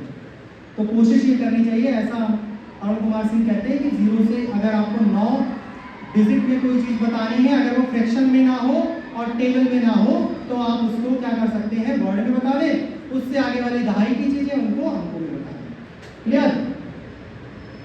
इसके बाद में लिखा है किसी भी वाक्य की शुरुआत संख्या में लिखे गए अंकों से नहीं होनी चाहिए। वैसे 1 दिन विद्यालय जाना चाहिए, 6 दिन तक हमें निरंतर यहाँ बुलाया गया, तो ऐसे अंकों को हमेशा संडेज के बीच में ले जाओ, क्योंकि कुछ चीजें ऐसी होती हैं जिनको हम पॉइंट्स में लिखते हैं, तो पढ़ने वाला व्यक्ति कंफ्यूज ना हो जाए। क्योंकि 1 पॉइंट लगाएंगे, फिर दूसरा पॉइंट लिखेंगे, 2 पॉइंट लगाते हैं, पता लगा आपने लिखा 1 पॉइंट और उसके बाद में अपना संडेज लिखना शुरू कर दिया, 3 दिन विद्यालय जाता हूँ, तो हो सकता है समझने वाला समझे 1.3 दिन विद्यालय जाता हूँ। ठीक है ना? तो ये कुछ नियम है जिनके बारे में हम सबको पता होना चाहिए। सुस्पष्ट भाषा यूज करनी चाहिए, पूर्वाग्रहित रहित भाषा कभी भी यूज नहीं करनी चाहिए। रिसर्चर कभी भी बायस्ड लैंग्वेज का यूज नहीं करता। अगर कोई ऐसी चीज जो तुलना के तौर पर यूज करता है तो वो क्या करता है, उसका रेफरेंस देता है। जैसे अगर आपको ये बताना है कि भारतीय समाज में वर्तमान में भी महिलाओं की शैक्षिक स्थिति पुरुषों की तुलना में कम है क्योंकि उनको घरेलू काम में एंगेज किया जाता है, तो उसका रीजन बताओ क्यों किया जाता है और किसने ये कहा है, उसका हमें जरूर जिक्र करना पड़ेगा। क्योंकि ये ऐसी चीजें हैं जिस पर हर एक व्यक्ति की अलग राय है। जो महिला है उसको लगेगा अरे मेरी तो सारी पर्सनैलिटी इसलिए खराब होगी क्योंकि मुझे घरेलू काम में लगाया गया। हो सकता है कोई पुरुष ये सोचे कि महिलाओं के हिस्से घर की जिम्मेदारियां तो होती ही हैं, लेकिन ये सारी बायस्ड चीजें हैं। कोई भी काम ऊपर से लिख के नहीं आया कि ये महिलाओं के लिए या पुरुषों के लिए है, सारे काम सभी के लिए होते हैं। समझे? तो ऐसे कोई भी शब्द, ऐसा कोई भी वाक्य, ऐसा कोई भी स्टेटमेंट जो कि आपको लगे कि एक विचारधारा से संबंधी है, तो आप उसके पीछे के फैक्ट्स लिखो, इंडेक्स साइटेशन को। इसके बाद में लिखा है न्यूट्रल टर्म्स को यूज करना चाहिए। जैसे चेयरपर्सन स्टूडेंट है तो इसको आप यूज कर सकते हैं, फैकल्टी मेंबर्स कर सकते हैं। ठीक है? ये वाला बायस लैंग्वेज जैसा मैंने आपको बताया ना कि आपने ये लिखा है पूर्वाग्रहित भाषा का उपयोग नहीं करना चाहिए। ये टाइपिंग एरर हो गई, थैंक यू फॉर इंफॉर्मेशन। यहाँ पर ये है कि पूर्वाग्रहित जो भाषा है उसका उपयोग नहीं करना चाहिए। ठीक है, थैंक यू। आगे देखिए, इतना किसी के मन में कोई सवाल है तो पूछ लो, बताओ। अभी बता दूंगा, थोड़ा सा धैर्य रखो, सारे रेफरेंसेस बता दूंगा। बुक का नाम छोड़ो, उसका राइटर, उस कितने रुपए में, कहाँ से पब्लिश हुई, उसका फ्रंट पेज कैसा, ये सब बता दूंगा। ठीक है? देखो, जैसा मैंने आपको बताया सोशल साइंस की अलग अलग किताबों में आपको स्टेप्स अलग अलग मिलेंगे। तो ये रेफरेंस जो मैं आपको दे रहा हूँ, ये एक किताब आती है एजुकेशनल टेक्नोलॉजी की, जिसको 2 लोगों ने लिखा है एसके मंगल और शुभ्रा मंगल ने। तो आपको पता है इंडेक्स साइटेशन में हमेशा सरनेम यूज करते हैं, ईयर करते हैं, तो वही चीज यहाँ पर रखी गई है और उसमें 6 स्टेप्स बताए हैं। हो सकता है गुंजन मैडम आपको कल पढ़ा के नहीं है ना, ये वाले स्टेप्स बताए हैं। सर प्लीज बैठ जाइए। 6 स्टेप्स हैं, आपने अगर इसको पढ़ रखा होगा तो मुझे लग रहा है एलेबोरेट करने की जरूरत नहीं है, बताने की जरूरत है। हाथ खड़ा करिए। चलिए ठीक है, बताते हैं। पहला जो स्टेप्स है उसमें हमें किसी समस्या की पहचान करना है और पहचान करने के बाद उसको डिफाइन करना है।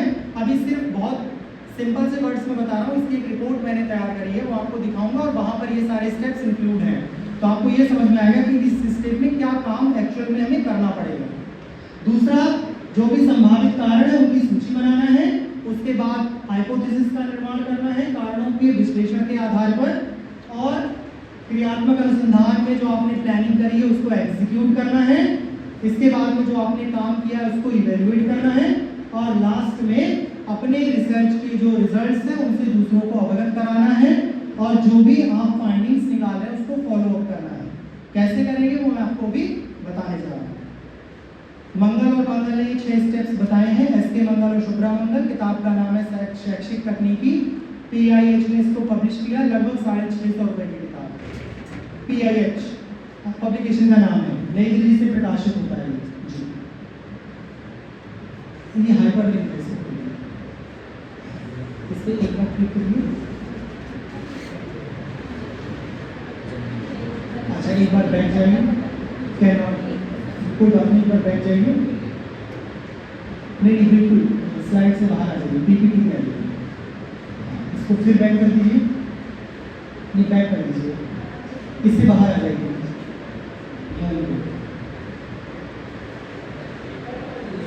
इसको कट कर दीजिए आप एक बार, इसको बाहर कर दीजिए। वो वहां पे क्रॉस का साइन लगा है, ठीक है। ये एक्शन रिसर्च ये वाला नीचे वाला ये सब ऊपर वाला क्रॉस कर दीजिए।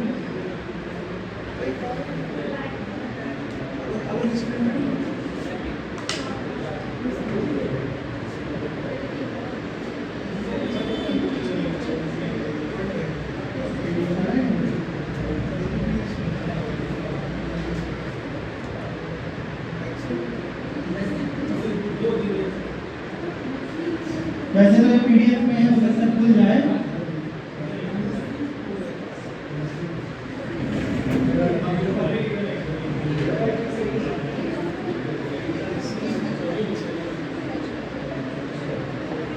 दिख रहा है सभी को? ये बताइए। एक पेज पे लाना पड़ेगा, एक पेज पे।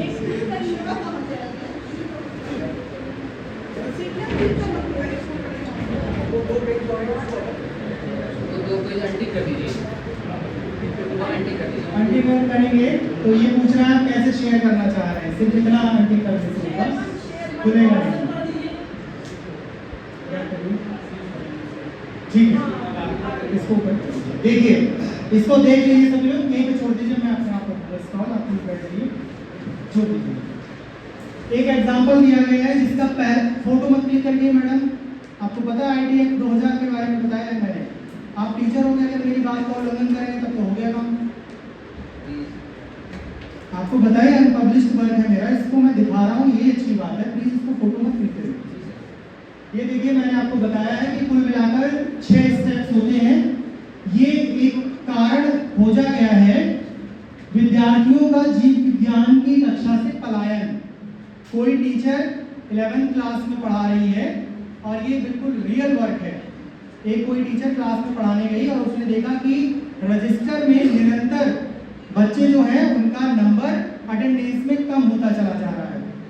30 बच्चे इनरोल्ड हैं, उसमें से कभी 12 आ रहे हैं, कभी 13 आ रहे हैं। ये उसके लिए एक प्रॉब्लम थी जिसको उसने रिसर्च प्रॉब्लम के तहत स्टडी करने की कोशिश की। एक्शन रिसर्च उसने अपना मेथड लिया और फिर उससे समझने की कोशिश की। एक्शन रिसर्च की अगर आपने डेफिनेशन पढ़ी होगी तो आपको पता होगा एक्शन रिसर्च का मतलब होता है ऐसा रिसर्च जो तात्कालिक परिस्थितियों के समाधान के लिए किया जाता है। जो हमारी डेली लाइफ में स्कूल या स्कूल से रिलेटेड प्रॉब्लम्स आती हैं उसको स्टडी अगर हम करेंगे तत्काल समाधान के लिए तो वो एक्शन रिसर्च होता है। पहला स्टेप हमने बताया है identification and specification of the problem. सबसे पहले आप ये समझें कि किसी समस्या को आपने पहचान लिया, आपने देख लिया कि आपकी क्लास में जो बच्चे हैं उनका नंबर लगातार कम हो रहा है, मतलब कक्षा से पलायन कर रहे हैं। दूसरा सूची बनाया ना, तो सूची बनाने के लिए आपने क्या करा, कोई एविडेंस लिए। पहला एविडेंस यही होगा कि दूसरी क्लास जो टीचर पढ़ाने आ रहा है, जैसे फिजिक्स पढ़ाने आ रहा है, केमिस्ट्री पढ़ाने आ रहा है, उन क्लास की तुलना में जीव विज्ञान में बच्चे कम आ रहे हैं। और दूसरा, इस बात को जांच करने के लिए आप क्या करेंगे, दूसरे जो टीचर्स हैं उनके रजिस्टर में उस पर्टिकुलर डे पर कितने बच्चे आए, आपकी क्लास में कितने आए, यहाँ से आपको डेटा मिलेगा और आप ये जस्टिफाई कर पाएंगे कि कुल मिलाकर इतने लोग लगातार क्लास में एब्सेंट हो रहे हैं। इतनी बात सभी की समझ में आ रही है? हाँ या नहीं? क्या सोचा टीचर ने कि उसकी क्लास में जो जीव विज्ञान पढ़ाने जाती है उसमें लगातार बच्चों की कमी हो रही है, बच्चे पलायन कर रहे हैं, और उस क्लासरूम में उनके पलायन का क्या कारण है। तो सबसे पहले उसे ये जस्टिफाई करना पड़ेगा कि वास्तव में बच्चे कम आ रहे हैं। इसके लिए उसे अपने रजिस्टर और उसी क्लास में पढ़ाए जाने वाले दूसरे विषयों के टीचर्स के रजिस्टर को सेम डे पर मैच करना होगा, और ऐसे मैचिंग करने से उसको ये पता लगेगा कि वास्तव में मेरी क्लास में दूसरी क्लास की तुलना में बच्चे कम आ रहे हैं।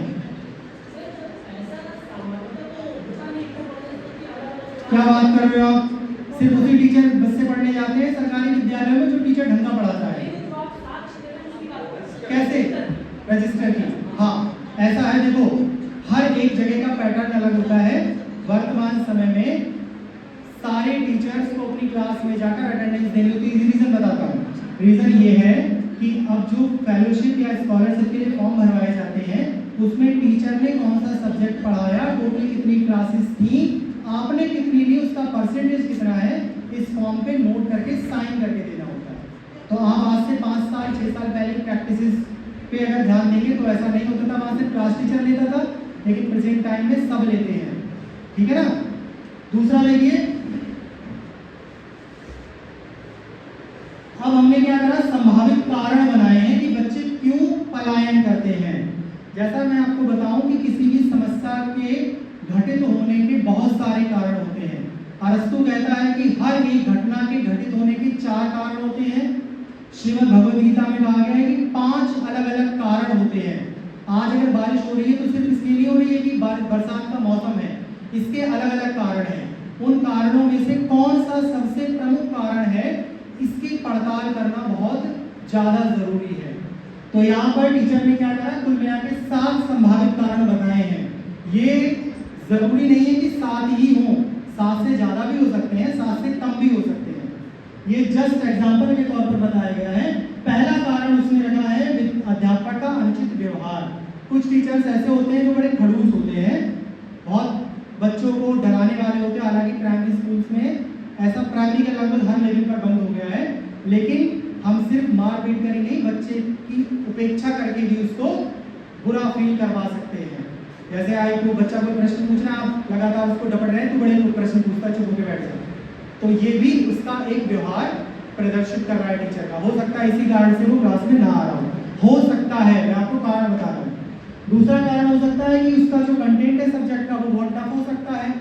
तीसरा एक कारण बताया है कि उसकी सब्जेक्ट में रुचि नहीं हो सकती, जो बच्चे पलायन कर रहे हैं बायोलॉजी में रुचि नहीं हो सकती। टीचर बहुत अच्छे टीचिंग मेथड्स को यूज नहीं कर रहा, क्योंकि आपको पता है कि साइंस पूरी तरीके से एक्सपेरिमेंट बेस्ड होता है और वर्तमान समय में भी ज़्यादातर कॉलेजेस में क्या होता है, थ्योरी बेस पर उसको पढ़ा के छुट्टी पाई जाती है। तो क्या कारण है, कौन सा वो टीचर सही से मेथड्स यूज नहीं कर रहा, ये कारण हो सकता है। टीचिंग लर्निंग मटेरियल नहीं है, एक्सपेरिमेंट नहीं करवाया जा रहा है, या माता पिता अपने बच्चों को प्रोत्साहित नहीं कर रहे हैं। तो ये सारे आपने संभावित कारण बनाए हैं और इन कारणों को सिद्ध करने के लिए आपने कुछ प्रमाण इकट्ठे करे हैं। हर एक कारण क्यों कारण बना है इससे संबंधित प्रमाण है।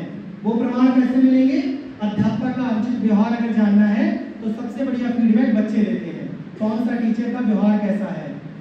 ठीक है ना।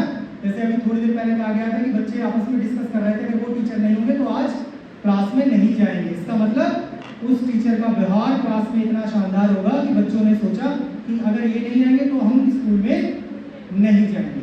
तो बच्चों की राय से पता लग जाता है कि कोई टीचर कक्षा में कैसा व्यवहार कर रहा है, क्योंकि क्लास में सिर्फ बच्चे और शिक्षक ही होते हैं।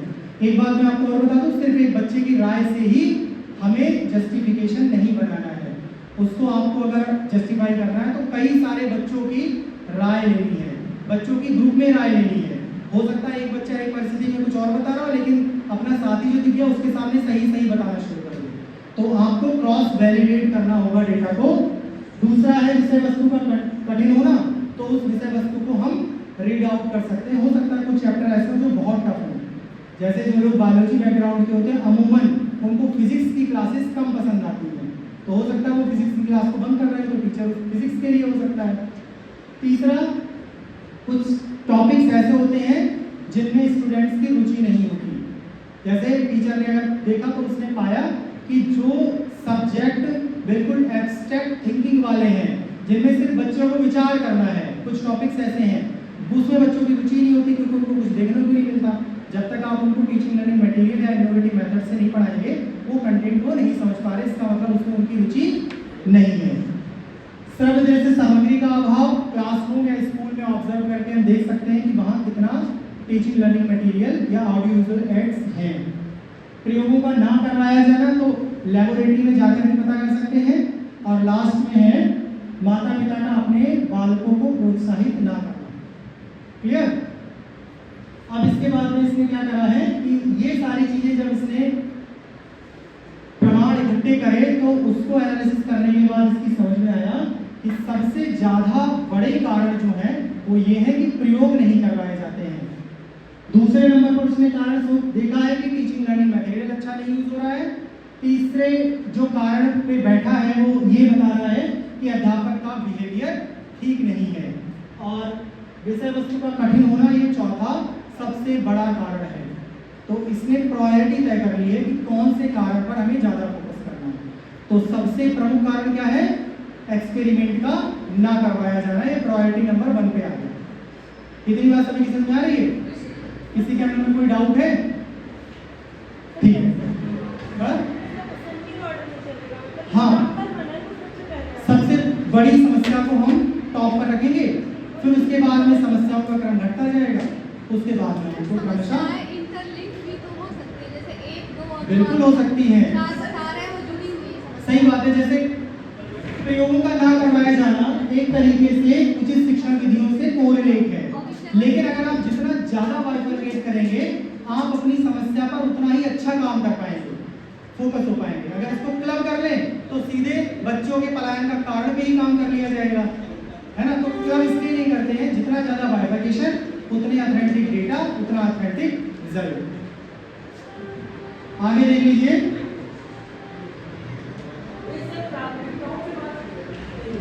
हाँ, सही बात है। तो वो हमें साक्ष्यों से ही तो मिलेगा।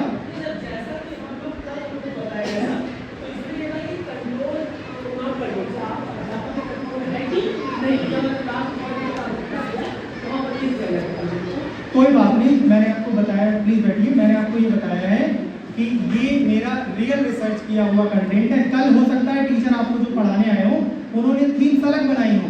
मैंने आपको ये बताते समय पहले ही कहा कि हो सकता है 7 से ज्यादा कारण भी हो, तो हो सकता है उन्होंने उसको इंक्लूड कर लिया हो। जैसे टीचिंग लर्निंग मटेरियल मैंने एक थीम में रखा है, हो सकता है कोई टीचर है वो टीचिंग का कंटेंट जो श्रव्य सामग्री है उसको अलग रखे, दृश्य सामग्री को अलग रखे, श्रव्य दृश्य को अलग रखे।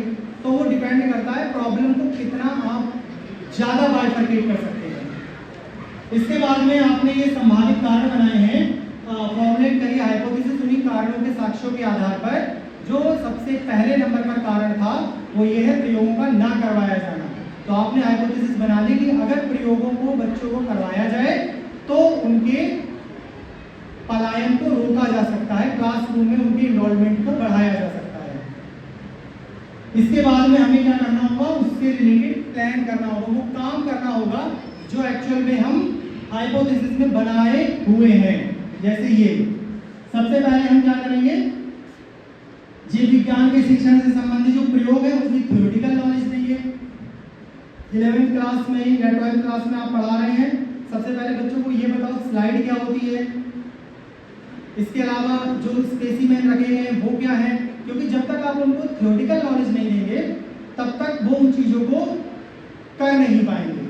11th क्लास का बच्चा अगर स्लाइड नहीं जान रहा है, माइक्रोस्कोप को हैंडल नहीं करना जान रहा है, या उसको पता ही नहीं उसका बैकग्राउंड, तो आप लाख कोशिश करते रहिए, आप अपना कंटेंट अच्छे से डिलीवर नहीं कर पाएंगे। इसका मतलब पढ़ाने से पहले उसकी सैद्धांतिक जानकारी बच्चे को प्रोवाइड करना जरूरी है। क्यों पढ़ना है, क्यों समझना है, ये बताना ही उसकी सैद्धांतिक जानकारी है। दूसरा, इससे संबंधित वो चीजें भी बताएंगे कि आप ये कर सकते हैं या करना चाहिए। प्रयोगों से संबंधित जो ज्ञान है, जैसे हर एक एक्सपेरिमेंट अलग नेचर का होता है, तो उससे रिलेटेड बच्चों को असाइनमेंट्स दिए जा सकते हैं। बहुत सारी ऐसी टेक्स्ट बुक है जिनमें उस पर्टिकुलर एक्सपेरिमेंट से रिलेटेड थ्योरेटिकल नॉलेज है, उसका असाइनमेंट बनाए। जब बच्चे उसको लिखेंगे तो वो उन सारी सामग्रियों से परिचित होंगे और उसके बाद में आपको प्रयोग करवाना आसान हो जाएगा। ऐसा है या नहीं है? जैसे अगर कोई नया ऐप लॉन्च किया जाता है और डे 1 से आपसे कह दिया जाए इस पर काम करना शुरू कर दो, तो हम उतना फेमिलियर नहीं होंगे। कब होंगे? जब हमें उसके बारे में बताया जाएगा, ओरिएंट किया जाएगा, थोड़ा बहुत लिखने को दिया जाएगा। तो ये सारा काम हमें यहाँ पर करना है। इसके बाद में हम एक्सपेरिमेंट को करके दिखाएंगे बच्चों को। सबसे पहले करके दिखाएंगे और उसके बाद उनको करने के मौके देंगे।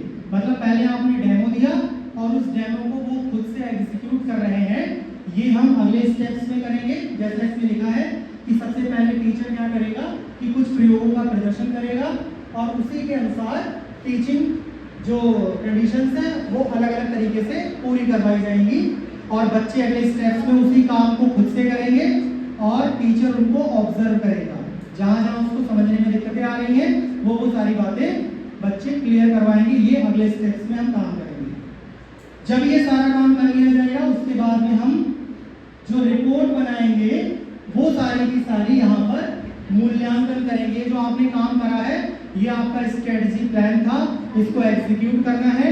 उससे जो हमें डेटा मिलेगा वो सारा डेटा हमें यहाँ पे रखना है। जैसे डे 1 पे आपने बच्चों की अटेंडेंस देखी, फिर ये सारा प्रोग्राम करना शुरू करा।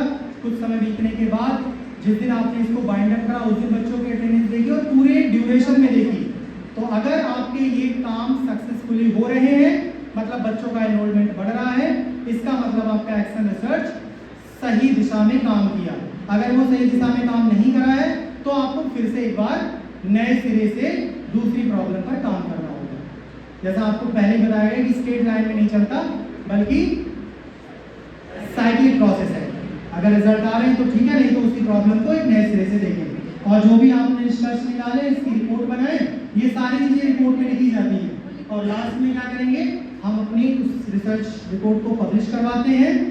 जो हमारे कारण हमें मिले हैं उनके तथ्यों की हमने खोज करी है, उन तथ्यों की खोज करने के बाद उनको फॉलो अप करेंगे।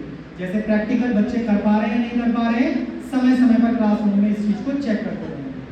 तो इस तरीके से कुल मिलाकर हमें क्या करना होगा, एक पूरी रिपोर्ट बनानी होगी। ठीक है, अब आपके मन में इससे रिलेटेड कोई प्रश्न है तो पूछ लीजिए। मैम प्लीज इसको बैक कर दीजिए और वो स्लाइड दे दीजिए। कौन सा 4? ओके, इससे जस्ट देखो हमने क्या करा है, 1 मिनट ये देखिए। एक्शन प्रोग्राम का मतलब है जो आपने हाइपोथेसिस पहले बनाई है उस हाइपोथेसिस के कंटेंट को कवर कैसे किया जाए, इस पर हमें क्या क्या काम करना होगा। जैसे जो बच्चे हैं वो क्लास में नहीं आ रहे, इसका मेजर कॉज आपने खोजा है कि वो प्रयोग नहीं करवाए जा रहे, इसलिए नहीं आ रहे। तो आप जो भी सारी एक्टिविटी करेंगे वो प्रयोग से संबंधित करेंगे।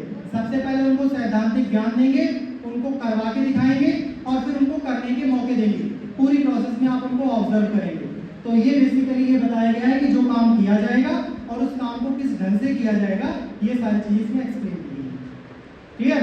अब जैसे दूसरा कारण ये हो सकता है माता पिता का सहयोग ना करना, तो उसके लिए आप अलग स्ट्रेटजी बनाएंगे। माता पिता का सहयोग ना करने के कारण खोजेंगे, उनके लिए जाकर उनसे बातचीत कैसे करेंगे, वहां पर फिर प्रॉब्लम को फाइंड आउट करेंगे। तो स्टेप बाय स्टेप जो काम किया जाता है वो हम स्टेप नंबर 4 में करते हैं। इसीलिए इसका नाम रखा गया है एक्शन प्रोग्राम। जो काम करना है उसको कैसे एग्जीक्यूट किया जाए।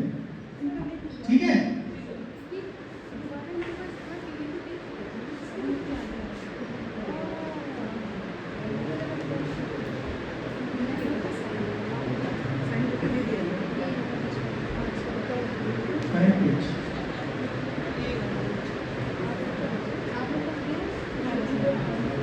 इसके बाद देखिए कुछ रेफरेंसेस हैं। ये रेफरेंसेस वही हैं जो अंदर इंडेक्स साइटेशन में दिए गए थे। अमेरिकन साइकोलॉजिकल एसोसिएशन का जिक्र आया था अंदर 1983 में, उसका पूरा डॉक्यूमेंट यहाँ पर दिया गया है। इसको क्लिक करके डाउनलोड करके पढ़ा जा सकता है। इंडेक्स साइटेशन सारे यहाँ दिए गए हैं। बिल्कुल डीएन संसनवाल स्टेट का अंदर जिक्र आया है, स्टेट वाला जहाँ पे क्वेश्चन है। और इसके बाद में मंगल और मंगल की बात की गई है।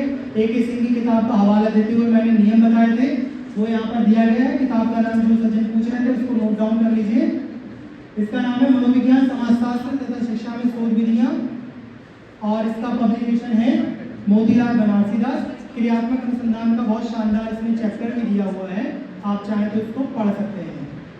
इसके बाद में जो वहाँ पर मैंने आपको फुटनोट के तौर पर प्रेजेंट किया था उसको यहाँ पर रेफरेंसेस में भी दिया गया है। तो अब आपके मन में अगर इससे रिलेटेड कोई प्रश्न है या आपके मैंने जो आपको एक्सप्लेन किया उसमें आपको कहीं पर कोई जिज्ञासा है तो उसका स्वागत है। मैथमेटिकल डाटा होगा तो बच्चों को कुछ काम करने को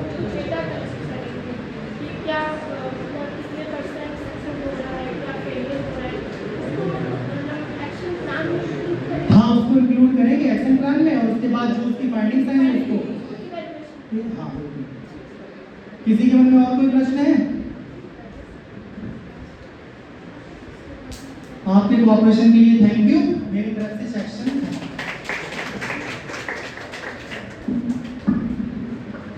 है कोई प्रश्न? वैसे तो मैं 100% श्योर हूँ, मैं बैठी वाले सेशन में थी कि प्रश्न उठने की आवश्यकता नहीं होगी। सर के सेशन में देख चुकी हूँ, इतना सिंपल और सरल होगा कि समझ में सब कुछ आ गया होगा। रही बात जैसे अभी सर ने एक रिसर्च रिपोर्ट डाली है, वो किसी का काम होगा तो उसको मत फोटो कीजिएगा, लेकिन हाँ बाकी पीपीटी सर हाँ मैं शेयर करूंगा, बाकी पीपीटी मैं आपको ग्रुप पे डाल दूंगी, सर मैं मुझे शेयर कर दूंगी। ठीक है, तो मैं आप लोगों को शेयर कर दूंगी।